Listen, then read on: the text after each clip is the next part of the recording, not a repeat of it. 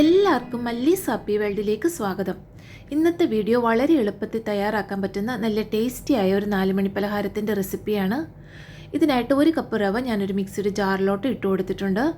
അതിലോട്ട് 3 table spoon പഞ്ചസാരയാണ് ചേർത്ത് കൊടുക്കുന്നത്. കൂടുതൽ മധുരം വേണമെങ്കിൽ കുറച്ചും കൂടി പഞ്ചസാര ചേർക്കാവുന്നതാണ്. 3 ഏലക്കായുടെ കുരു കൂടി ചേർത്ത് കൊടുക്കാം. എല്ലാം കൂടി നല്ല പോലെ ഒന്ന് പൊടിച്ചുകൊണ്ട് വരാം. പൊടിക്കുന്ന മിക്സിയുടെ ജാറിലാണെങ്കിൽ അത് വളരെ പെട്ടെന്ന് പൊടിഞ്ഞ് കിട്ടുന്നതാണ്. ഇപ്പം ഞാൻ എല്ലാം കൂടി പൊടിച്ചുകൊണ്ട് വന്ന് ഒരു ബൗളിലോട്ട് മാറ്റിയിട്ടുണ്ട്. ഇനി ഇതിലോട്ട് ചെറു ചൂടുള്ള 1 കപ്പ് പാലാണ് ചേർത്ത് കൊടുക്കുന്നത്. പാൽ നല്ലപോലെ ഒന്ന് തിളപ്പിച്ചതിന് ശേഷം ചെറുതായിട്ടൊന്ന് തണുക്കുമ്പോൾ ചേർത്ത് കൊടുത്താൽ മതിയാകും. ഇനി ഇതൊട്ടും കട്ട കെട്ടാതെ ഒരു വിസ്ക് ഉപയോഗിച്ച് നമുക്ക് നല്ലപോലെ ഒന്ന് മിക്സാക്കി എടുക്കാം. വിസ്കോ തവിയോ എന്തായാലും കുഴപ്പമില്ല. കട്ടകളൊന്നുമില്ലാതെ നല്ലപോലെ ഒന്ന് മിക്സാക്കി എടുക്കാം. ഇപ്പം ഞാൻ നല്ലപോലെ കട്ടയൊന്നുമില്ലാതെ ഒന്ന് മിക്സാക്കി എടുത്തിട്ടുണ്ട്. ഇനി ഇതൊരു 10 മിനിറ്റ് സമയം നമുക്കൊന്ന് മാറ്റി വെക്കാം. റവയൊന്ന് കുതിർന്ന് വരുന്നതിന് വേണ്ടിയാണ്. ആ സമയം കൊണ്ട് ഇതിലോട്ടുള്ള ഫില്ലിങ് കൂടി നമുക്ക് റെഡിയാക്കാം.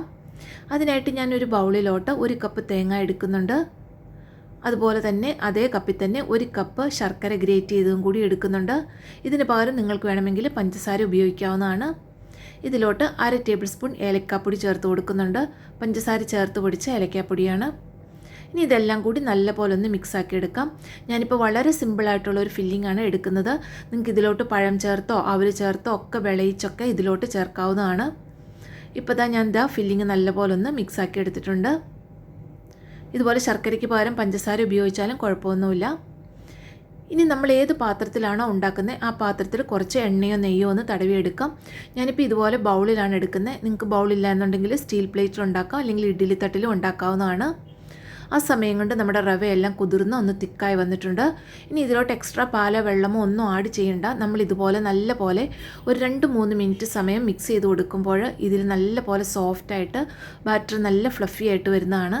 നല്ല സോഫ്റ്റായിട്ട് വരും. ഇപ്പം നല്ല പോലെ ഒന്ന് സോഫ്റ്റായി വന്നിട്ടുണ്ട്. ഒരു 2-3 മിനിറ്റ് സമയം ഇതുപോലെ ഒന്ന് ഇളക്കി കൊടുത്താൽ മതിയാകും.